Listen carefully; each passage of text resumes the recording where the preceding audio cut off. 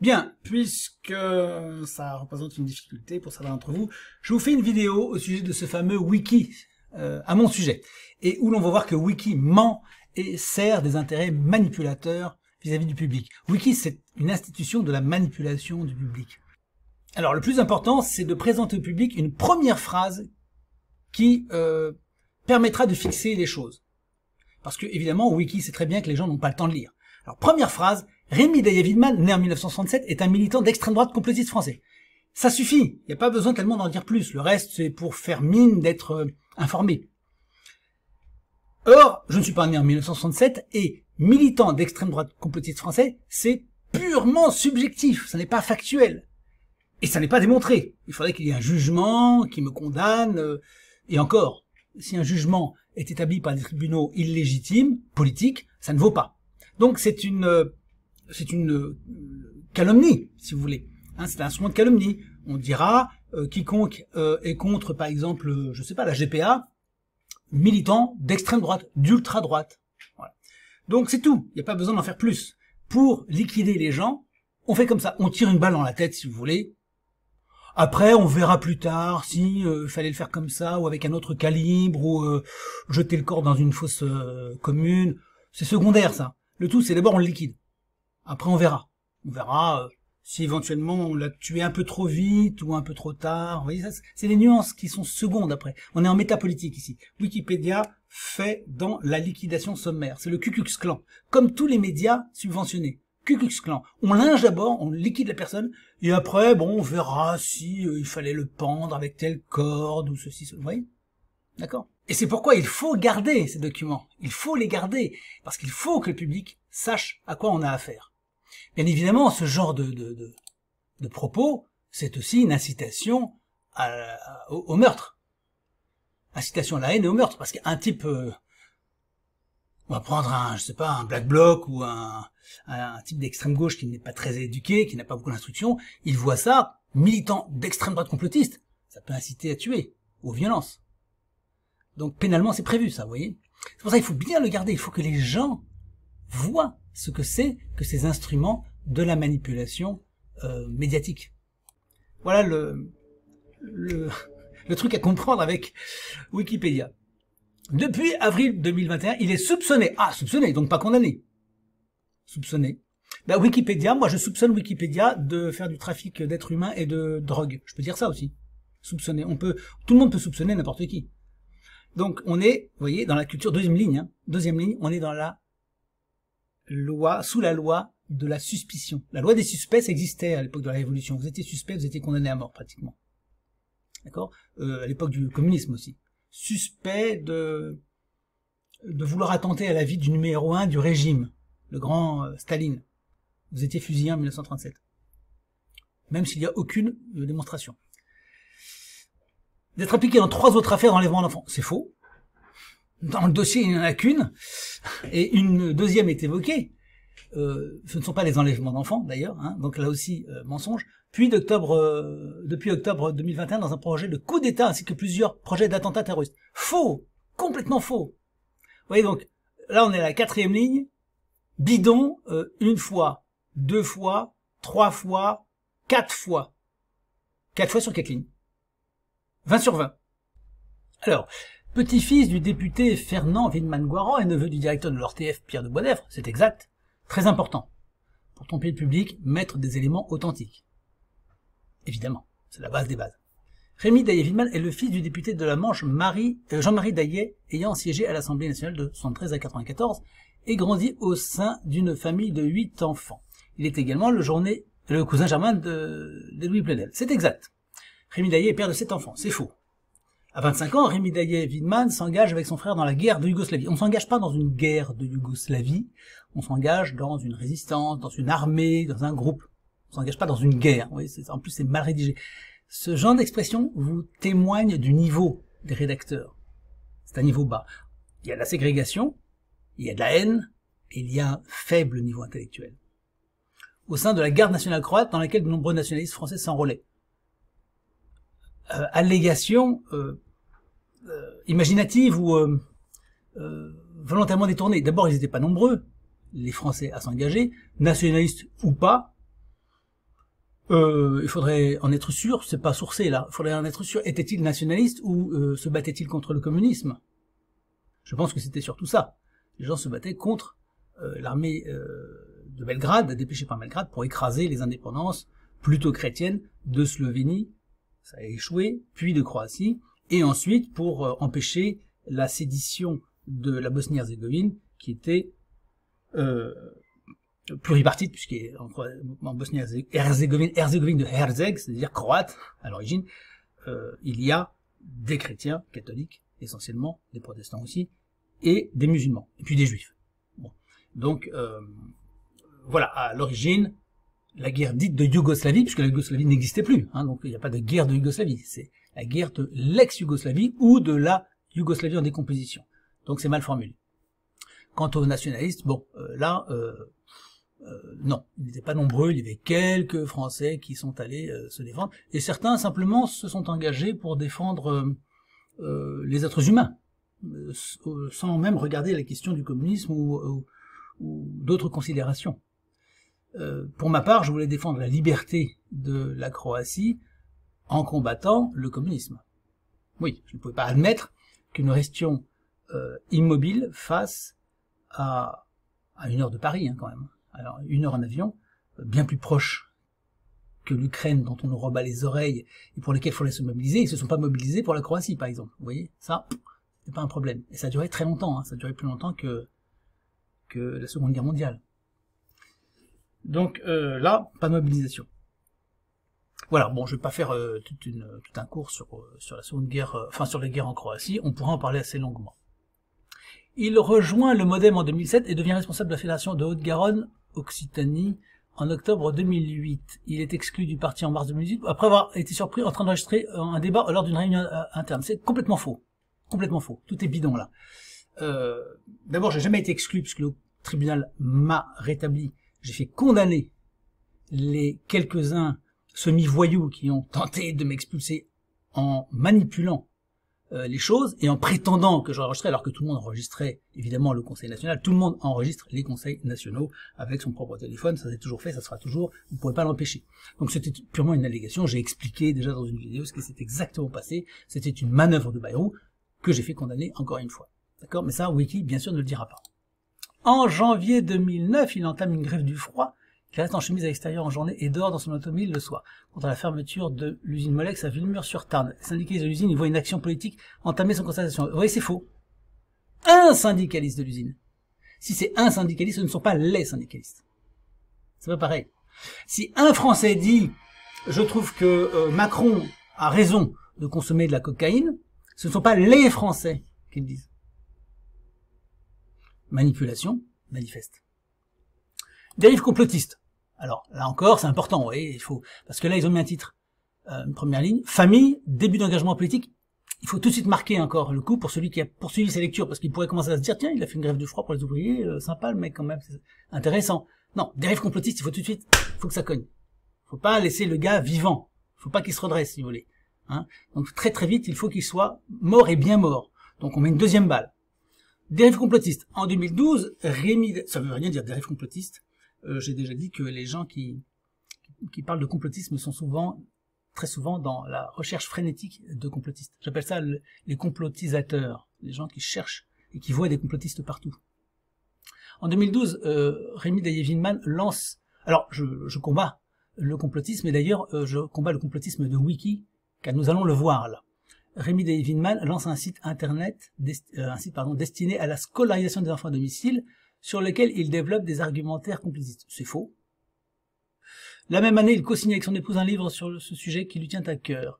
Il considère que l'école est un endroit dangereux, harceleur, délinquant, dealer, labo, et le gouvernement sont les gros vecteurs du mal-être, du suicide, du meurtre, du crime courant.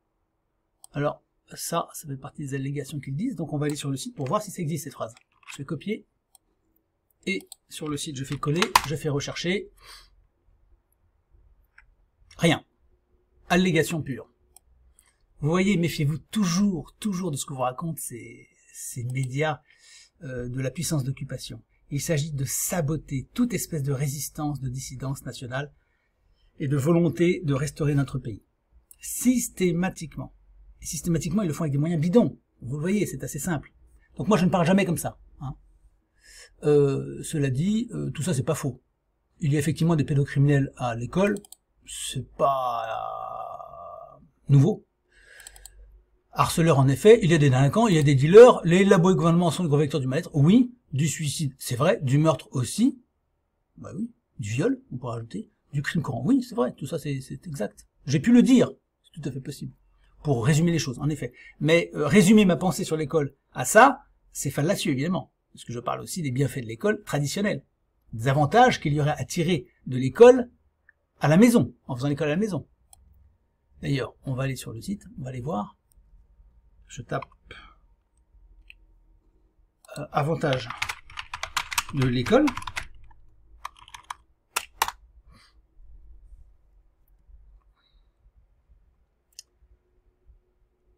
Non.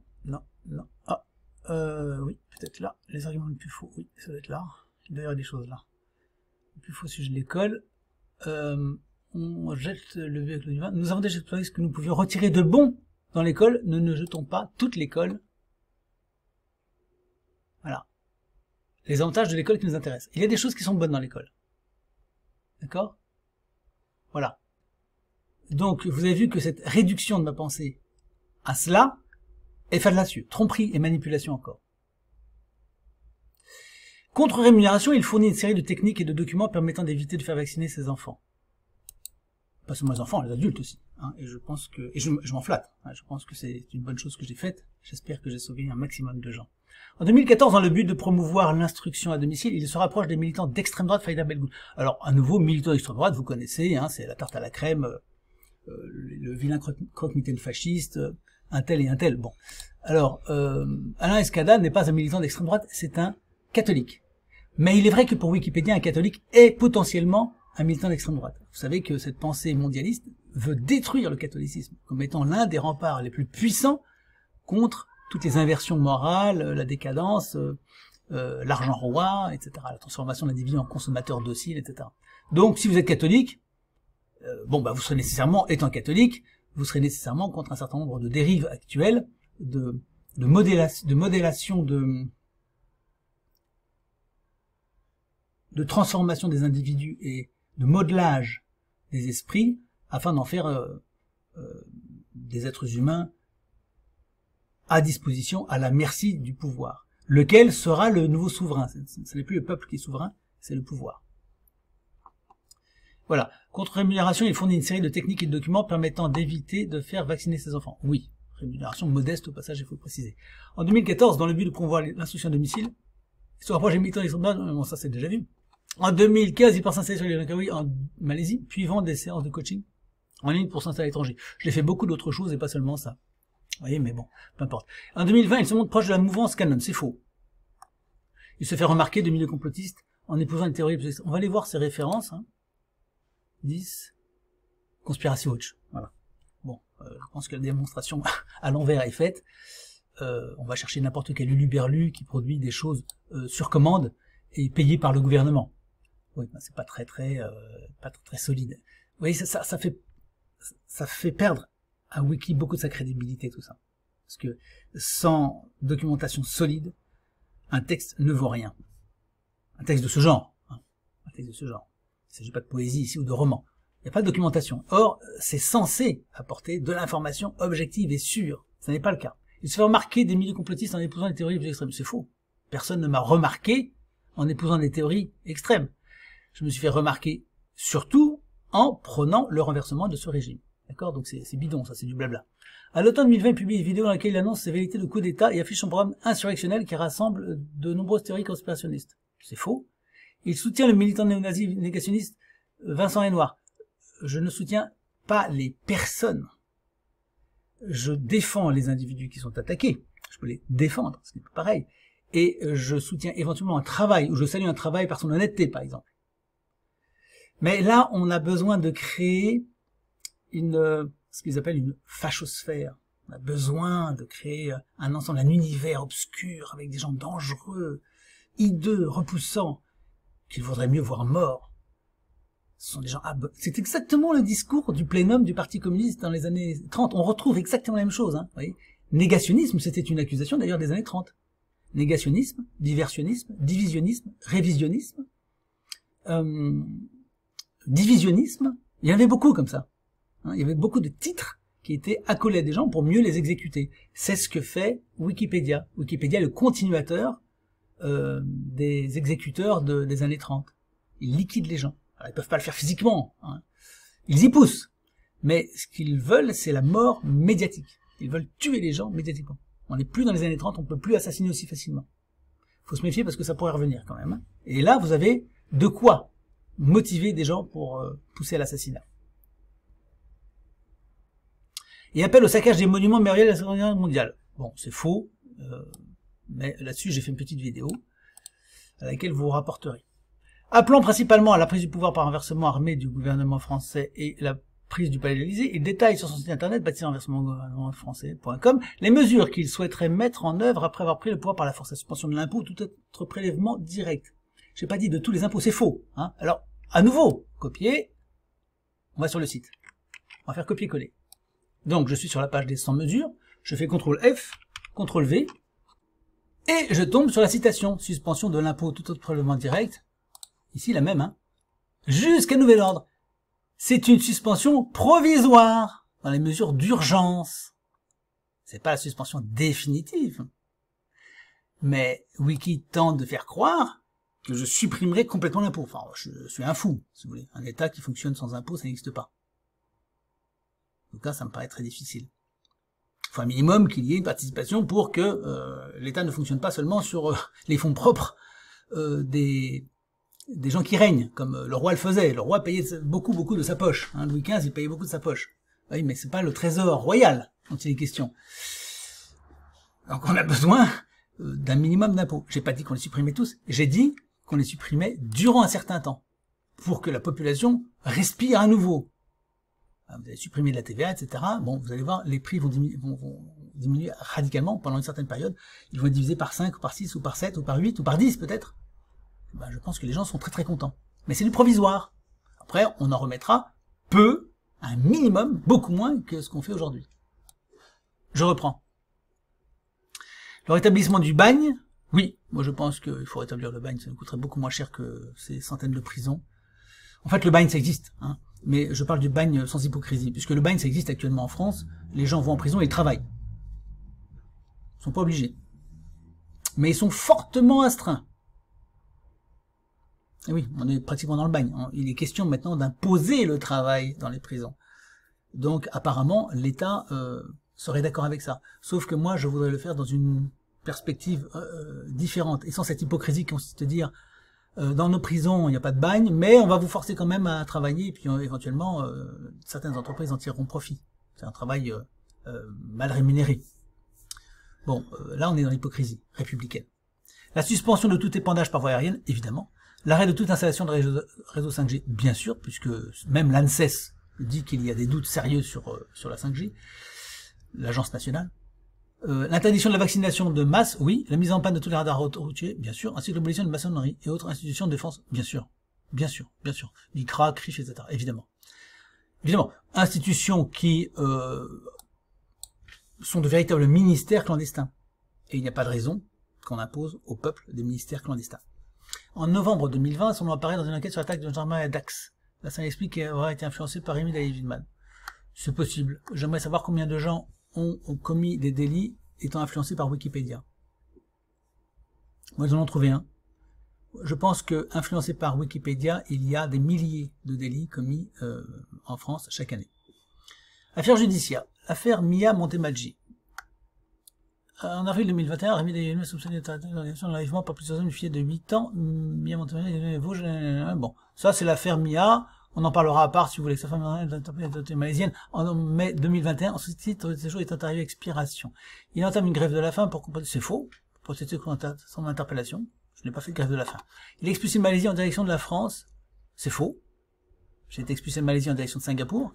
Le 13 juin 2021. Puis mis en examen par les autorités françaises dans l'affaire Mia pour complicité d'enlèvement d'un mineur de 15 ans commis en bande organisée et est placé en détention provisoire. Tout à fait. Le pouvoir politique a trouvé ce subterfuge, bien sûr, pour me faire taire. Bien sûr. À l'occasion de sa première audience, il annonce sa candidature à l'élection présidentielle 2022. C'est vrai. En juillet 2022, la juridiction nancéienne décide de se dessaisir. Ben oui, le dossier étant vide, ben qu'est-ce qu'on fait? Ben on va le glisser dans une autre affaire, on va créer une autre affaire qui a été confiée au pôle antiterroriste. Ah oui, là c'est le haut du panier. Comme ça au moins, là, le coup est marqué, si vous voulez. Pour l'éliminer, on va dire que c'est un terroriste. Afin de les joindre aux frais déjà instruits par cette juridiction considérant que les enlèvements de l'enfant faisaient partie intégrante du plan d'action, blablabla, ça c'est du pipeau pour essayer de justifier. Hein. Cette décision est contestée par l'avocat de Rémédé, évidemment. En juin 2023, Rémi David-Villeman est remis en liberté sous bracelet électronique. Ah, bah attendez, un terroriste d'ultra-droite, enleveur d'enfants, on le remet sous liberté. Bah, je comprends pas. Qu'est-ce que c'est que ce scandale? Au bout de 2 ans, on remet les terroristes en liberté maintenant? Mais on est dans quel pays? Que fait la police? Il faut venir me chercher, d'urgence. On remet les... Non mais vous avez bien lu, on remet les terroristes en liberté, là. Pas de problème pour Wikipédia. En juin 2023, Rémi David-Villeman est remis en liberté. Okay. En mai 2021, le Parisien révèle qu'Rémi David-Villeman est cité dans un projet avorté de l'enlèvement d'enfants. On l'a déjà dit. Oh oui, le Parisien, c'est une super source très très fiable. D'ailleurs, on pourrait aller voir et s'amuser aussi, aller démanteler. Mais tout ça, il faut qu'il le garde. Hein. J'insiste bien, c'est important pour les générations futures que l'on voit ce que c'était que la propagande dans ce régime. C'est très important. Pour notre projet politique, c'est indispensable que les gens sachent d'où on vient. Parce que sinon, en 25 ans, c'est oublié et on repasse à l'abomination. Il ne faut pas que les manipulateurs reviennent après 25 ans.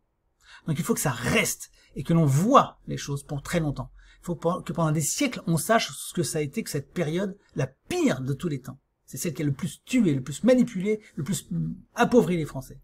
Le plus tué, oui, par l'avortement, c'est le temps où on a le plus tué de Français. Voilà, disons-le, répétons-le et empêchons que ceci disparaisse. Il faut que les gens sachent ce que c'était que cette abomination soft, qui ne se voyait pas. C'est le comble de la manipulation. Effectivement, on ne fusillait plus. Mais on liquide comme ça. Voilà. Et c'est très intéressant. Pour moi, c'est très très intéressant à étudier. Et je voudrais qu'on fasse un jour une émission, j'espère qu'on la fera, sur la fabrique du mensonge de tous ces médias, ligués d'une seule voix. Bon, il n'y a pas de bémol là-dedans. En octobre 2021, Rémi Daillé est mis en examen par son secrétaire, avec sa secrétaire. J'ai jamais eu de secrétaire. Pour association de malfaiteurs terroristes criminels. Peu après avoir posté une vidéo qui visait des centaines de milliers de fois, des millions de fois, où il met même en garde Emmanuel Macron. Il est suspecté d'avoir constitué une organisation clandestine nationale qui reprochait des attentats contre des ennemis intérieurs fantasmés. Oui, ça c'est fantasmé. Hein. Principalement franc-maçon et juif supposait-elle. Oui, ça c'est complètement fantasmé. Qui c'est qui dit ça? Ah, le fantasme, ils te mettent un lien vers le fantasme. Principalement franc-maçon et juifs. On souligne les juifs. Qu'est-ce que c'est qu'avec les juifs? D'accord. Ah, bah oui. Ils ont pas mis de lien vers franc-maçon. Pourquoi? Tiens, c'est curieux. Soit des loges maçonniques et lieux du judaïsme. Ah, loge maçonnique, il y a quand même. Et lieux du judaïsme. Des centres de vaccination. Bah oui. Bah, c'est-à-dire que, il faut, si vous voulez liquider quelqu'un, il faut qu'il y ait des choses comme ça. Voilà. Et puis, ils auraient pu rajouter pédophilie.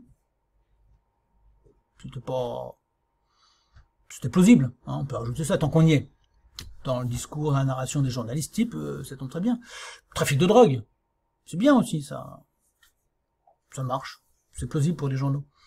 Et puis, cannibalisme. C'est bien le cannibalisme, un peu original, ça change un peu. Puis de faire un coup d'État en menant une offensive contre l'état de la personnalité des journalistes. Ah bon? Un nombre des journalistes?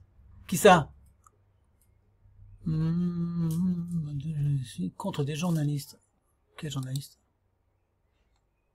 Alors, c'est important, hein, il faut un maximum de références pour ça. Très bonne photo, hein. C'est pas mal, pour une fois. Alors, journaliste, où est-ce que j'aurais voulu... Journaliste, il n'y a pas. Désolé. On va voir.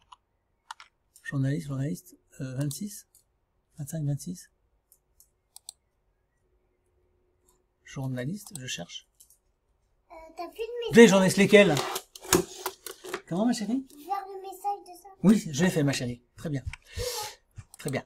Des journalistes. Bah, c'est une allégation, mais lesquels? Quels journalistes j'aurais visé? Alors, ça nous intéresse, quand même. Et 24.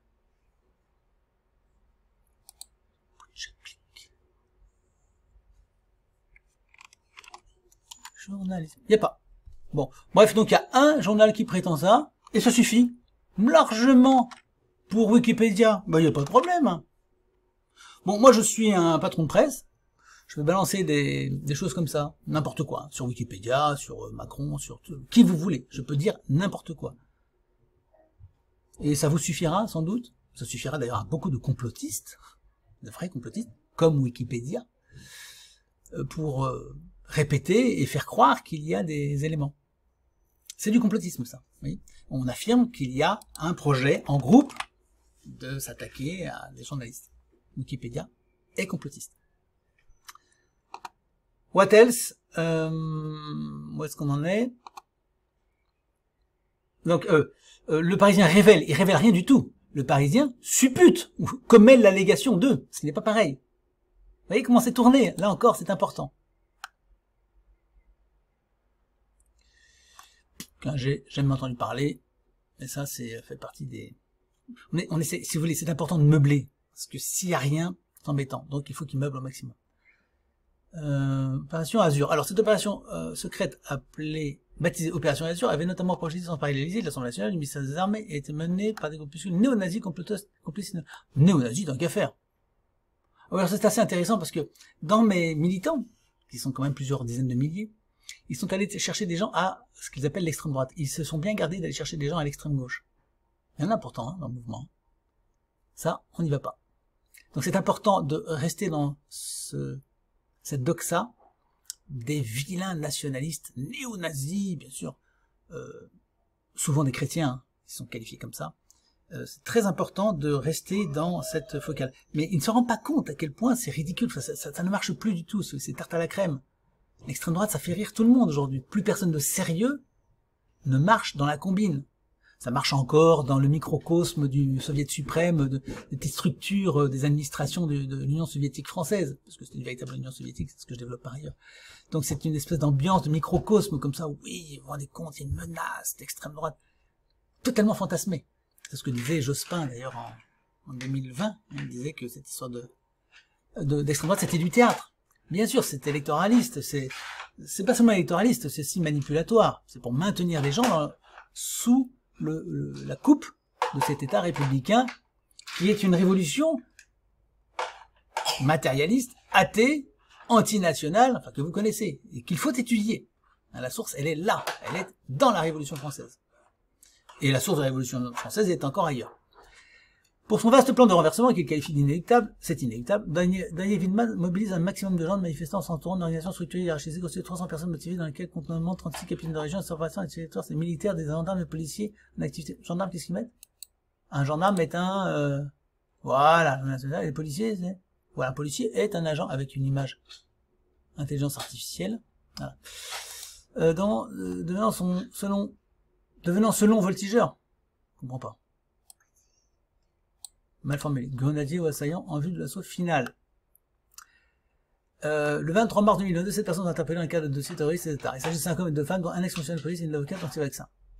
Voilà. Et il ne dit surtout pas la suite. Hein, voilà. Alors là, vous avez la structure du mensonge. C'est, vous voyez, avec toutes ces références, du bobard, et ils ont beau multiplier les références, on reste dans le microcosme, tout ça. D'accord? Ils auraient pu en mettre 300, hein. Vous savez, au moment des procès soviétiques, les procureurs faisaient venir 300, 400, 3000 témoignages de toute l'Union soviétique sur un condamné, sur Zinoviev par exemple.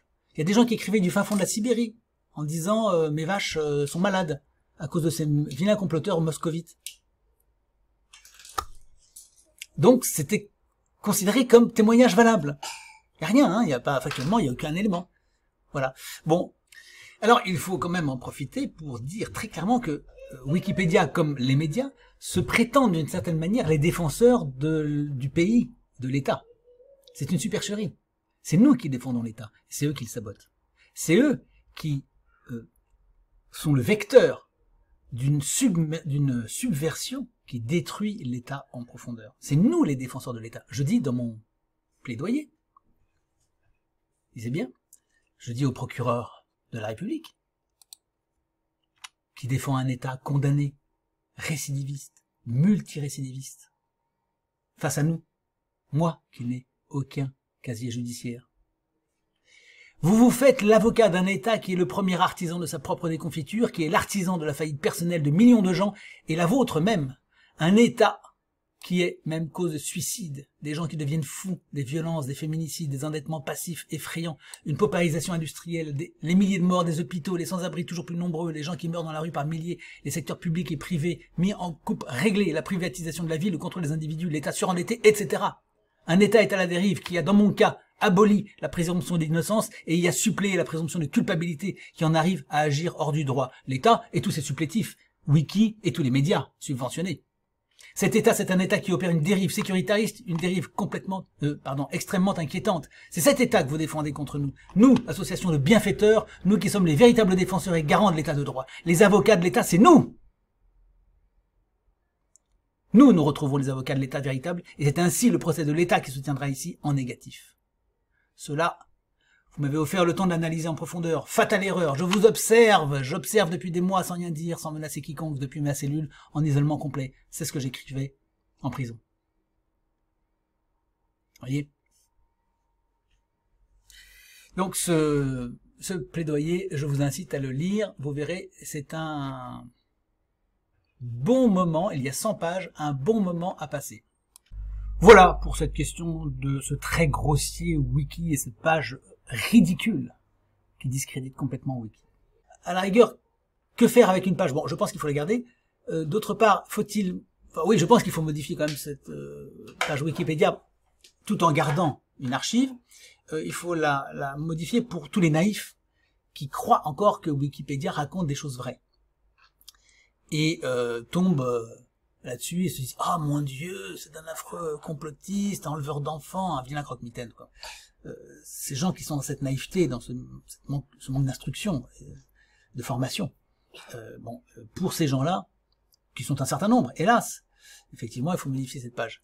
Mais peut-être faudrait-il mieux en créer une autre ailleurs sur quelque chose de mieux que Wikipédia. Je ne sais pas. Peut-être qu'il faut faire les deux. Enfin, ça, c'est à chacun de voir. C'est à chaque Français aussi de se prononcer et de voir s'il doit participer à la modification des pages Wikipédia qui sont menteuses. Parce que Wikipédia ment beaucoup. Hein. Et j'ai vu plein de sujets dans ma vie, enfin depuis que ça existe, hein, plein de sujets qui sont d'énormes suites de bobards. Voilà pour ça.